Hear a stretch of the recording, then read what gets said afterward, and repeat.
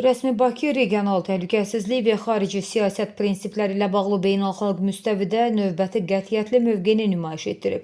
Azərbaycan prezidentinin köməkçisi Hikmət Hacıyev Türkiyə mediasının müsahibəsində ölkəmizə qarşı yönələn spekulyasiyalara son qoyub. Hacıyev bəyan edib ki, Azərbaycan heç vaxt öz ərazisindən qonşu ölkələrə qarşı hər hansı bir formada istifadə olunmasına icazə verməyəcək. O, ərazi bütövlüyü və suverenliyinin ölkəmiz üçün fundamental şərt olduğunu vurğulayıb.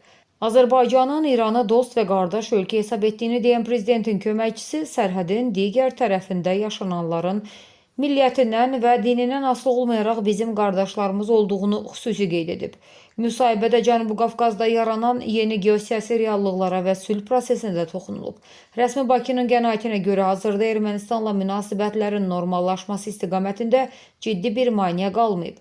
İrəvanın yeni reallıqları qəbul etdiyini deyən rəsmi Bakı əsas şərti bir daha xatırladıb. Əgər Ermənistan öz konstitusiyasından Azərbaycana qarşı olan ərazi iddialarını tamamilə çıxararsa, sülh sazişinin imzalanması üçün heç bir problem qalmayacaq.